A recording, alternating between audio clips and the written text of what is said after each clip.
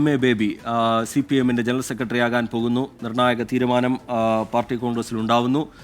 PB ശുപാർശയ്ക്ക് കേന്ദ്ര committee അംഗീകാരം നൽകിയിരിക്കുകയാണ്. ബൽറാം നെടുങ്ങാടി തുടരുന്നുണ്ട്. ബൽറാം, ഇനി അറിയേണ്ടത് കേന്ദ്ര കമ്മിറ്റിയിലേക്ക് ആരൊക്കെ എത്തുമെന്നുള്ളതാണ്. സാധ്യതാ പട്ടികയിൽ ചില പേരുകളുണ്ട്. മുഹമ്മദ് റിയാസിൻ്റേതടക്കമുള്ള പേരുകൾ സാധ്യതാ പട്ടികയിലുണ്ട്. ആരൊക്കെ CC-യിലേക്ക് എത്തും എന്നത് സംബന്ധിച്ച് ഈ ഘട്ടത്തിൽ ലഭ്യമാകുന്ന സൂചനകൾ എങ്ങനെ ബൽറാം?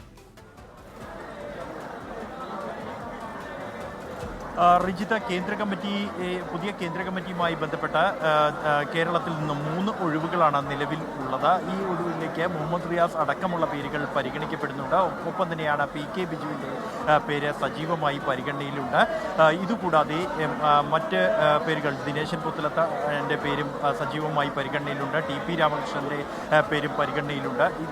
ഈയുമായി ബന്ധപ്പെട്ട അല്പസമയത്തിനകം തന്നെ ഈ വിവരങ്ങൾ, ഇക്കാര്യത്തിലുള്ള സ്ഥിരീകരണം നമുക്ക് ലഭ്യമാകും. മുഹമ്മദ് റിയാസിന്റെ പേര് സജീവമായി തന്നെ പരിഗണനയിലുണ്ട് എന്ന് തന്നെയാണ് ലഭ്യമാകുന്ന വിവരം. അതേസമയം PK ശ്രീമതിക്ക് ജനാധിപത്യ മഹിളാ അസോസിയേഷന്റെ പ്രസിഡന്റ് എന്ന നിലയിൽ ഇത്തവണ ഇളവ് നൽകിയേക്കുമെന്ന സൂചനകൾ ഉണ്ടായിരുന്നു. എന്നാൽ അത്തരത്തിൽ ഇളവ് നൽകിയിട്ടില്ല എന്നാണ് നമുക്ക് നിലവിൽ ലഭ്യമാകുന്ന വിവരം. അതേസമയം കേന്ദ്ര കമ്മിറ്റിയിൽ യൂസഫ് തരിഗാമിക്ക് ജമ്മു കശ്മീരിൽ നിന്നുള്ള MLA-യും കേന്ദ്ര കമ്മിറ്റി അംഗവുമായ യൂസഫ് തരിഗാമിക്ക് ഇത്തവണയും പ്രായപരിധി ഇളവ് നൽകിയിരിക്കുന്നു എന്നാണ് ലഭ്യമാകുന്ന വിവരം. അദ്ദേഹത്തിന് 78 വയസ്സായി. എന്നാൽ ജമ്മു കശ്മീർ പോലെ നിർണായകമായ ഒരു സംസ്ഥാനത്ത് ഇവിടെ നിന്നുള്ള തിരഞ്ഞെടുക്കപ്പെട്ട അംഗം എന്ന നിലയിലും സംസ്ഥാനത്തെ തുടർച്ചയായി അദ്ദേഹം നൽകുന്ന സംഭാവനകളുടെ അടിസ്ഥാനത്തിൽ ദേശീയ തലത്തിൽ തന്നെ ശ്രദ്ധേയമായ ഒരു നേതാവ് എന്ന നിലയിലും അദ്ദേഹത്തിന് ഇത്തവണ ഇളവ് നൽകാൻ തീരുമാനിച്ചു എന്നാണ് നമുക്ക്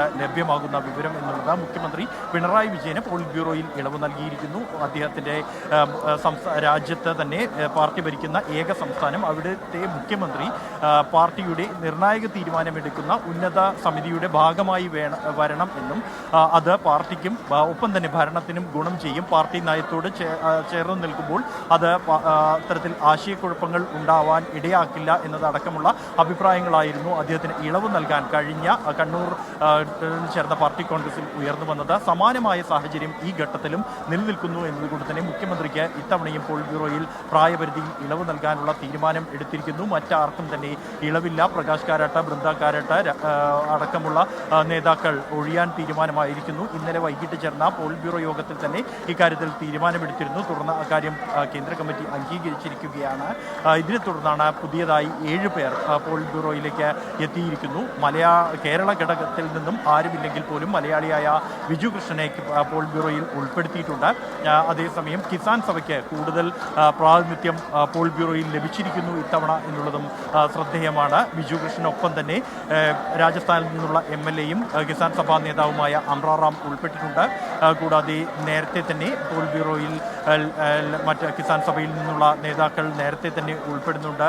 ഈ അശോക് ധാവ്ളെ അടക്കമുള്ള നേതാക്കൾ നേരത്തെ തന്നെ പോളിറ്റ് ബ്യൂറോയിലുണ്ട്. അതുകൊണ്ട് തന്നെ കഴിഞ്ഞ കാലയളവിൽ ഉണ്ടായ പ്രവർത്തന മികവിൻ്റെ കൂടി അടിസ്ഥാനത്തിലാണ് കിസാൻ സഭയ്ക്ക് പോളിറ്റ് ബ്യൂറോയിൽ കൂടുതൽ പ്രാതിനിധ്യം ഇത്തവണ ലഭിച്ചിരിക്കുന്നത് എന്നാണ് വിലയിരുത്തപ്പെടുന്നത്. ഈ പുതിയ പോളിറ്റ് ബ്യൂറോ അംഗങ്ങളുടെ കാര്യത്തിൽ നിലവിലുള്ള പുരോഗമിച്ചുകൊണ്ടിരിക്കുന്ന കേന്ദ്ര കമ്മിറ്റി യോഗത്തിൽ അത് അംഗീകരിക്കുകയും തുടർന്ന് പിന്നീട് ഇന്നലെ നടന്ന ചർച്ചകൾക്ക്, സംഘടനാ റിപ്പോർട്ടിലുള്ള ചർച്ചകൾക്ക് മറുപടി പറയുകയും അതിനുശേഷമായിരിക്കും പുതിയതായി തിരഞ്ഞെടുക്കപ്പെട്ട കേന്ദ്ര കമ്മിറ്റി അംഗങ്ങളുടെ യോഗം ചേരുക. അവിടെ വെച്ചായിരിക്കും പുതിയ ജനറൽ സെക്രട്ടറിയുടെ ഔപചാരികമായ തെരഞ്ഞെടുപ്പ് നടപടികൾ ഉണ്ടാവുക.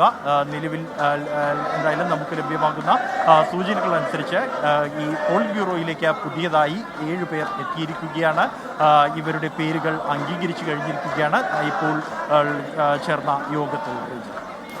ബൽറാം നെടുങ്ങാടി മധുരയിൽ നിന്ന് വിവരങ്ങൾ നൽകിക്കൊണ്ടിരിക്കുകയാണ്. കേന്ദ്ര കമ്മിറ്റിയിൽ ഒരുപക്ഷെ PK ശ്രീമതിക്കും ഇളവ് ലഭിക്കാനുള്ള സാധ്യതയില്ല എന്ന തരത്തിലുള്ള വിവരങ്ങളാണ് ബൽറാം നെടുങ്ങാടി പങ്കുവെക്കുന്നത്.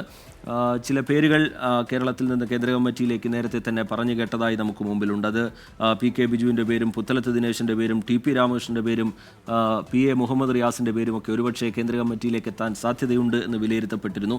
PN വാസവൻ്റെയും TN സീമയുടെയും ജയമേഴ്സിക്കുട്ടിയമ്മയുടെയും ഒക്കെ പേര് ആ തരത്തിൽ കേന്ദ്ര കമ്മിറ്റിയിലേക്ക് ഒരുപക്ഷെ വരാൻ സാധ്യതയുണ്ട് എന്ന തരത്തിൽ നമ്മൾ കേട്ടിരുന്നു. PK ശ്രീമതിക്ക് ഇളവ് നൽകാനുള്ള സാധ്യതയും ഉണ്ട് എന്ന തരത്തിലുള്ള വിവരങ്ങൾ ഉണ്ടായിരുന്നെങ്കിലും ഒരുപക്ഷെ PK ശ്രീമതിക്ക് ഇളവുണ്ടാവില്ല. പ്രായപരിധി പിന്നിട്ടതോടുകൂടി ഇതോടുകൂടി ഇളവുണ്ടാവില്ല എന്നാണ് കരുതുന്നത്.